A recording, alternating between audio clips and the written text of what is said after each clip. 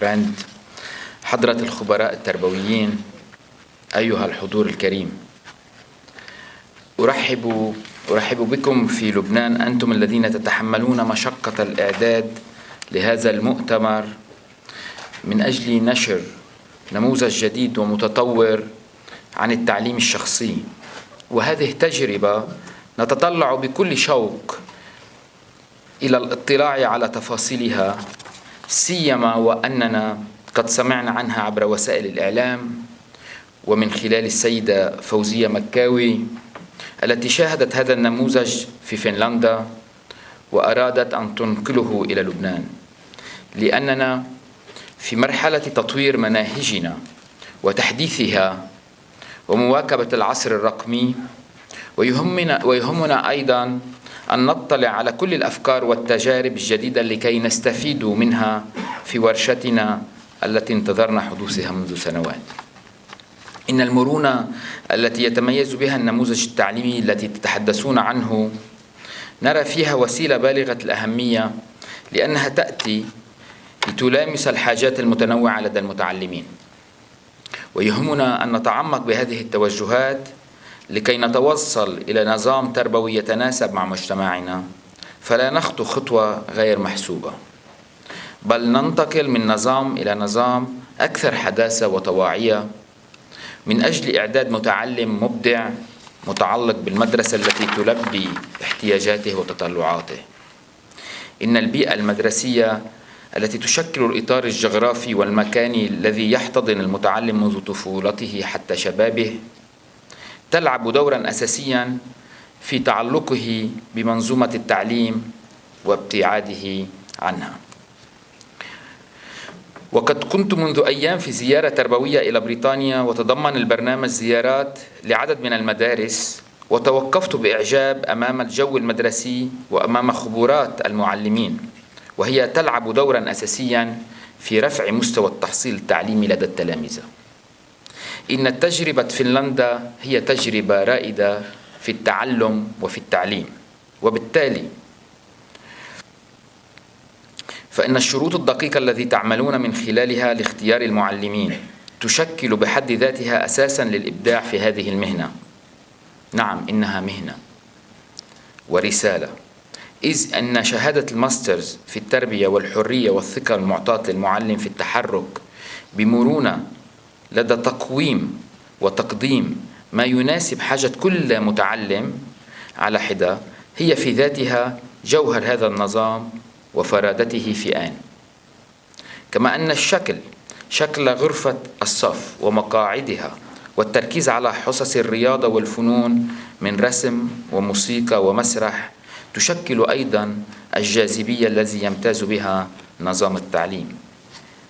كنت عم بحكي مع سعد السفير من شي 10 أيام. I will tell our story that since 10 or 15 days we were talking together about the Finnish education system, and His Excellency mentioned to me that now in Finland they are more playing and enjoying the learning environment more than studying specifically academic sometimes. And even though we see that the outcome of education, outcome of learning is one of the best in the world, if it's not the best in the world.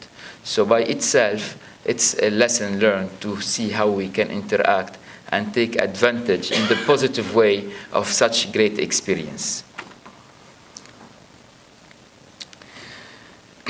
هذا النظام يتعاطى بتوازن بين الطاقات العلمية والجانب الفني والإنساني للمتعلم.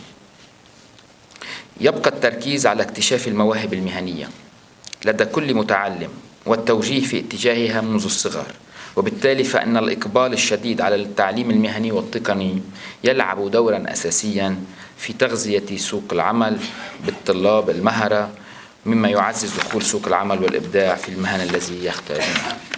أيها الحضور الكريم، إن التربية مرآة لثقافة المجتمع، وهي وسيلة في الوقت نفسه للتطوير والتجدد واستباق العصر. وإننا نرى في هذه التجربة النموذج تركيزا على كشف نقاط القوة والضعف لدى كل متعلم، لكي يتم التركيز على إظهار نقاط القوة والعناية بنقاط الضعف، وذلك لكي تتوازن شخصية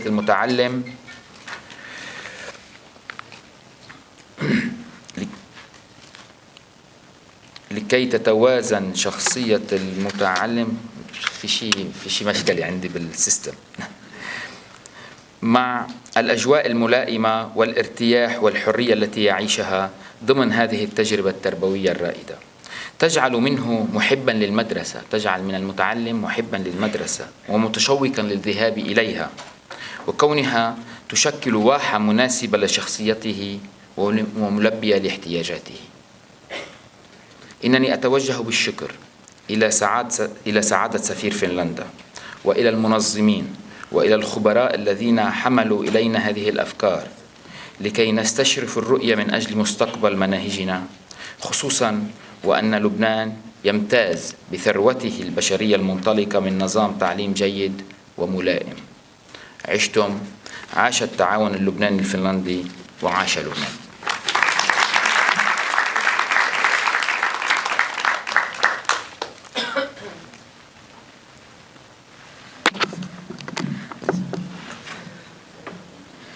Dr. Fadi Yarak,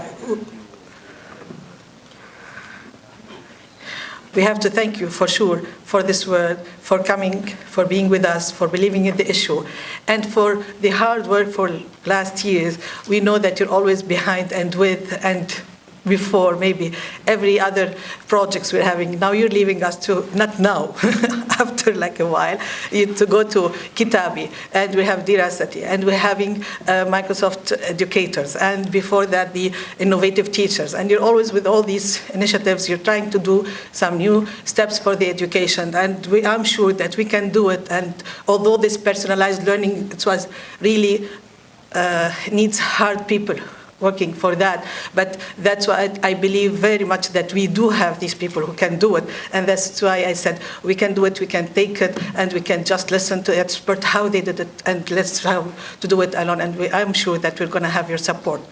I would like to say something about the education in Finland, that much they know that they are doing a very good job, and that's why they have now what they call education export.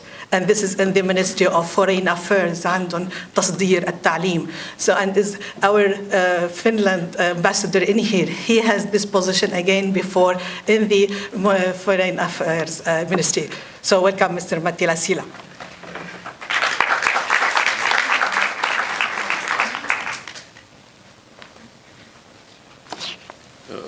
Good morning, everybody. I'm very happy to be here. I'm very sorry also that I don't speak Arabic, so you will have to listen to me in English.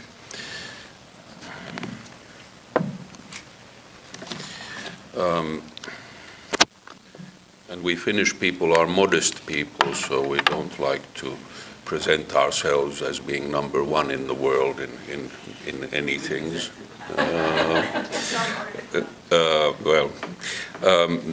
It is a great honor and a privilege to be able to take part in the first Learning and Development Conference on Personalized Learning.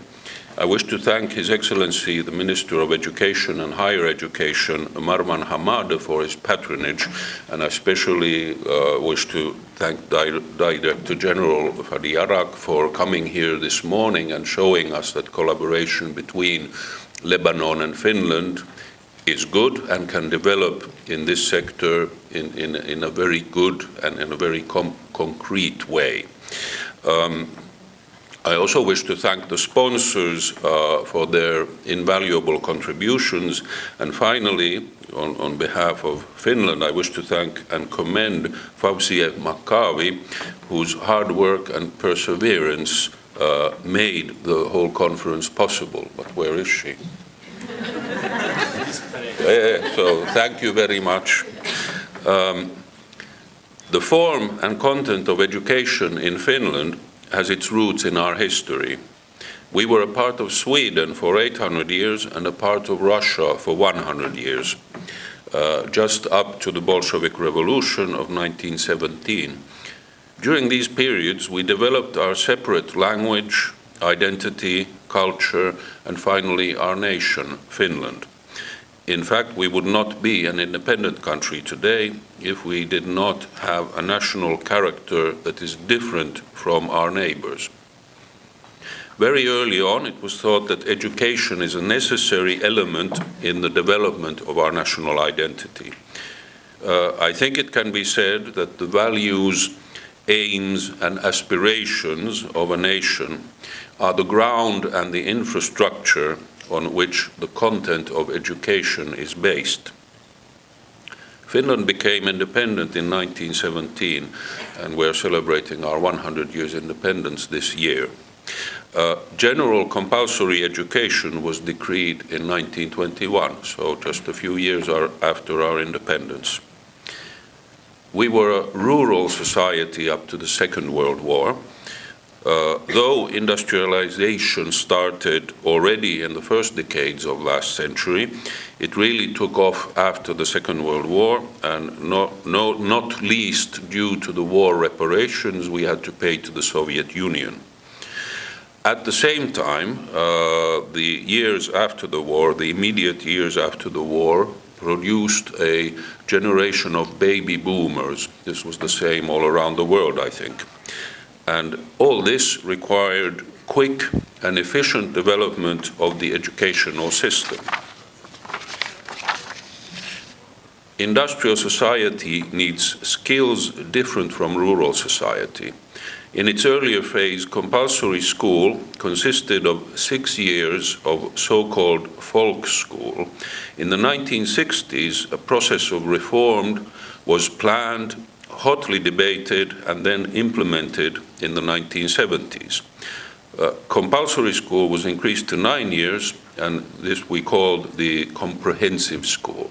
It covers ages from 7 to 16. Finnish children start school at a relatively late age. This has not affected their learning in a negative way, as the Director General well said. After kindergarten, there's a year of pre-primary education at the age of 6. This has its own curriculum, but the main idea of that year is to learn by playing. The preschool has been compulsory since 2015. The roots of the success our school system enjoys today were planted 40 years ago, so in the 60s and 70s. In the comprehensive school, everything is provided to the pupils: books, healthcare, transportation, and also school meals. Healthy meals are more important for learning than many imagine. And the education itself is also free. Less than 2% of schools in Finland are private. And in practice, all the schools belong to the municipalities, so to the cities or to the village, are managed by the municipalities. The motivation and professionalism of teachers is one of the key pillars, if not the key pillar, of our whole educational system. The National Board of Education prepares a central core curriculum for the whole country, but school districts, schools, and even teachers themselves can use it in a flexible way. Schools and teachers can choose what materials and teaching methods they use. Textbooks are not vetted nationally, and there is no system for inspecting schools in Finland. So teachers have a very large responsibility for teaching their pupils. The profession of teacher has always been highly appreciated in Finland. Teaching even at kindergarten level requires a master's degree from university. Studying to become a teacher is very popular, so only about 10% or even less of applicants are able to enter the pedagogical faculties. Our first college for teacher training started in the city of Jyväskylä over 150 years ago. From a small start, the academic study of education has grown and spread to almost all university towns in the country. The range of scientific study and of training of teachers covers the whole range of education from kindergarten level up to rectors of schools and includes vocational training in its different forms. The same quality of basic education is available more or less in all parts of the country, so from the urban and populated south to the unpopulated tundra of northern Lapland.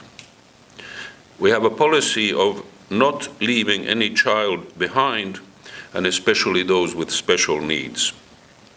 One of the reasons Finland has been so successful in international comparisons is that the level of education is uniform and of sufficiently high quality in all parts of the country, and not only in some elite schools in the capital city. Since the year 2000, Finland has consistently been among the top ranked in all comparisons. Some Asian countries have been ranked more highly in recent years in the PISA rankings, but for those, of course, children study or learn by rote, and they sit in the morning reading their textbooks before they go to school, and then they come home in the evening and they need to read their books more and more and more. Whereas we in Finland, somehow it is managed in a way that children learn even with playing. But I think your seminar will come to that. After compulsory school, it is possible to choose upper secondary education, and this leads to university studies. But it is also possible to choose vocational studies, and you can continue from the vocational studies to university. The system aims at giving students as much flexibility as possible in choosing the educational paths they take. We believe our good basic education has been one of the secrets behind economic and social development in Finland. As I said earlier, teaching has always been highly appreciated in our country. The same goes for learning. Knowledge is respected, but one has to add that not only academic knowledge, but also practical application of knowledge, of science. We have a fondness for engineering sciences. Maybe it has to do with the long winter nights and the need to battle the forces of nature. In any case, our modern economy is very much based on industrial products, from ships to paper machines, from forestry tractors to Nokia mobile phones. In addition to the physical goods themselves, the processes for production and management of modern global industry require skills that only can start with a good basic education. Our globalizing modern world provides new challenges that a small and peripheral country has to be able to answer. If we compare Lebanon with Finland, so Lebanon is in the middle of everything and Finland is far away in the north. This is a blessing, but it poses also challenges.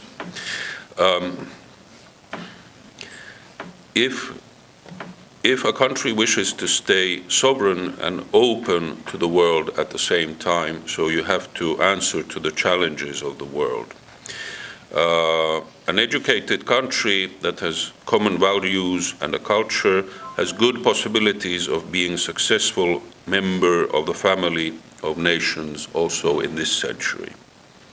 At this very moment, the Finnish educational system is moving into new directions, from teaching subjects to teaching skills that our digital age needs.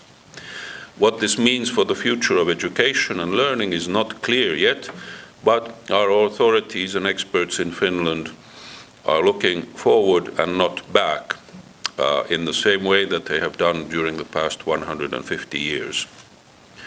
Both learning when playing and enjoying learning, or the joy of learning, play an important role in Finnish educational thinking in general, and I think even more so looking to the future. Personalized learning, the topic of this conference, is closely related to the joy of learning. When each student is seen as an individual and her needs and special skills are acknowledged, it is more probable that the pupil will become motivated and finds an inner joy of learning. I hope your two-day conference provides insights from the Finnish model and, even more importantly, lays groundwork for future collaboration. And our embassy is ready to help and to see what we can do in the field of education between Lebanon and Finland in the coming years. So I wish to thank you all and a very good conference.